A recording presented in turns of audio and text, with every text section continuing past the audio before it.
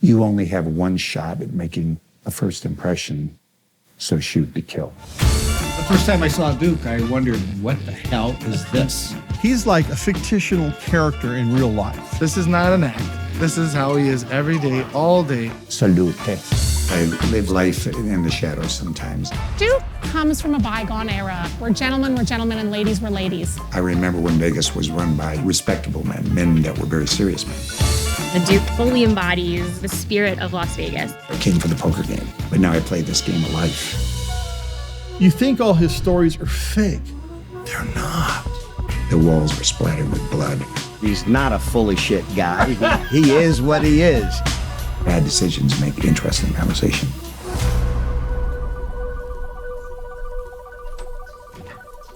Welcome, welcome, 1,000 welcomes. Please come into my humble abode. Are you ready? Ladies, it's a pleasure.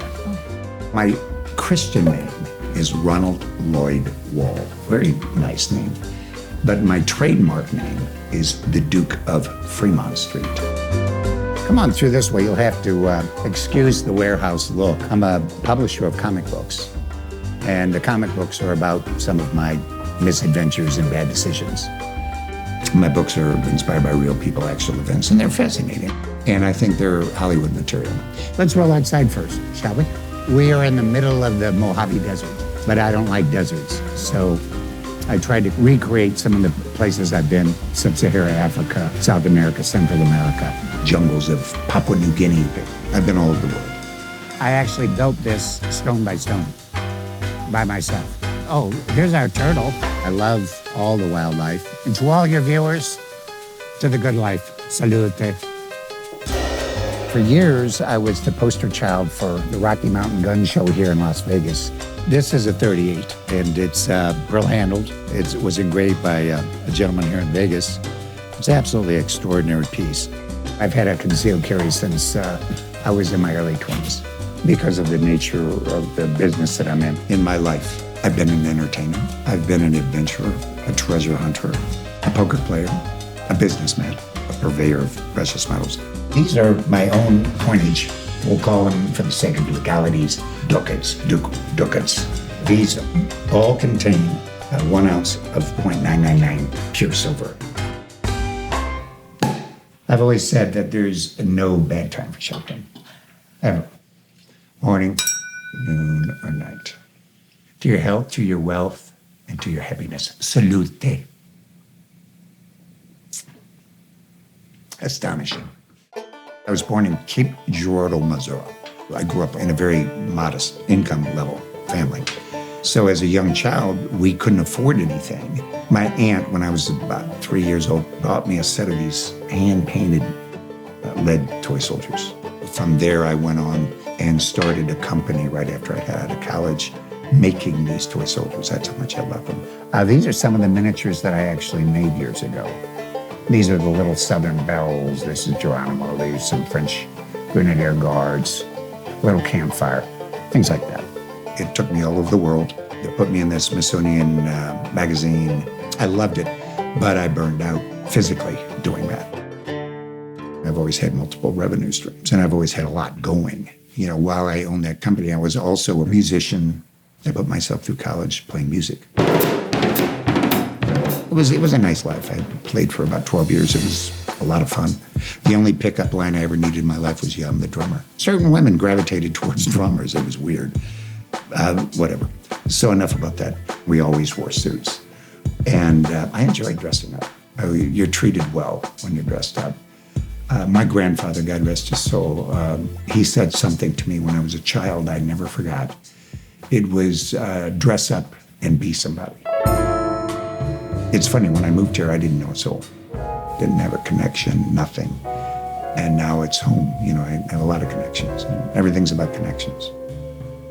This afternoon, we're headed to the Las Vegas Country Club, and we're going to meet some of my dear Gumbadis, my friends from the Italian American Club.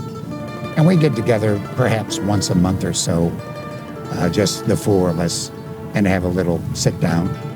I'd say Big Paulie from here.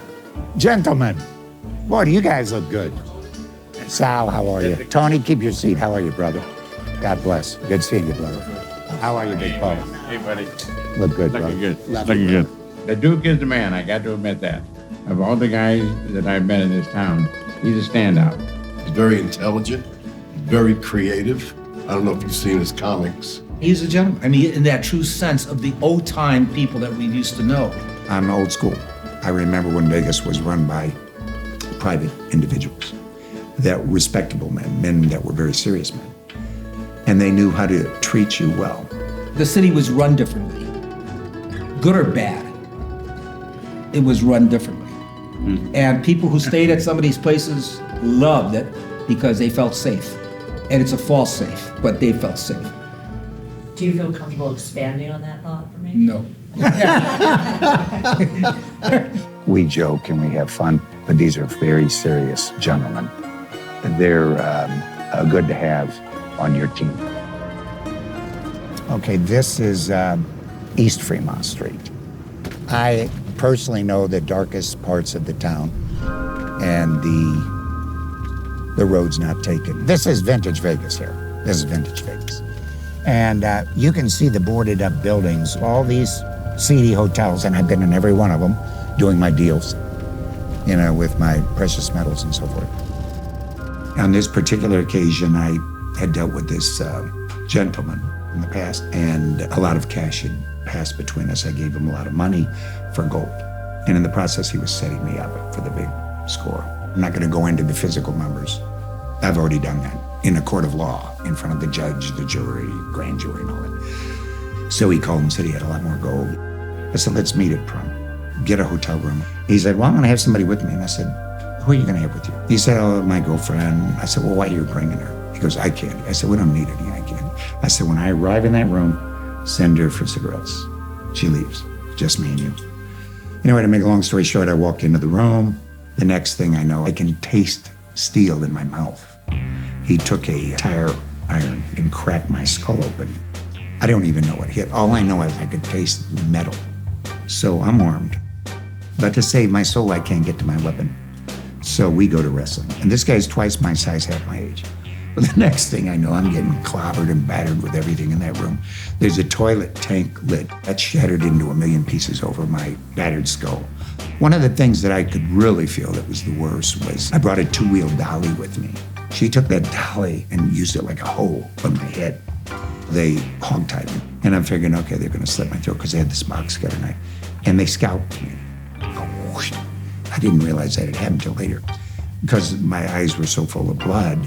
Both my hands were broken at the time. I didn't know this. So I could hear him in the next room plotting how to get me out of that hotel room and get rid of me, you know? And this is foggy because I'm literally out of my mind at that time because I'm, you know, practically brain dead. And somehow I managed to get free of the bonds. And I see the doorknob.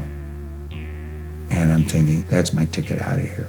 If I could just reach that doorknob, I'm gonna make it. Huh. And I did. There's an absolute difference between Vegas today and the Vegas of yesteryear. I find a lot of people will come to Vegas, they'll come up to me and say, you know, you're what we wanted to see here. I say, oh, I used to dress like that. And I think about it and I say, well, when did you pass? You know, I didn't see you in the obituary. Apparently you're not here anymore. What happened? They've got their flip-flops on and their cargo shorts and their tank tops and their ball caps backwards, which that's a big pet peeve of mine. I'm thinking, why is the bar set so low? I'm an archaic relic of the past. And I hope to live a long, long time, but I'll go to my grave with my convictions.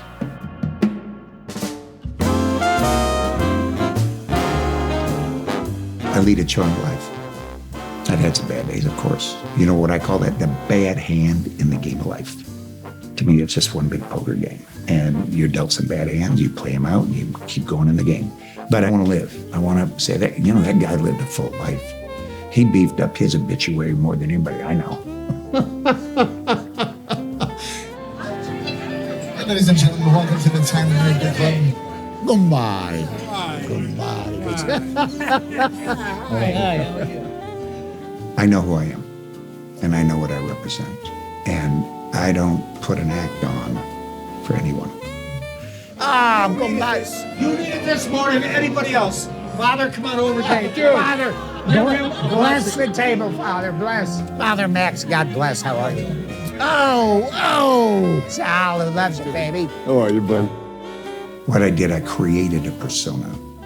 You know, I grew up very modest, but I didn't want to stay there. I wanted to create a world that I thought was exciting and glamorous. So I took it upon myself to do so. And I began living that role. And I believe that if you live that persona and you create the persona, then you start living the persona, you become the persona. Well, we gotta get a shot together. Yeah, we gotta get a shot. God bless him. Love you all. Salute.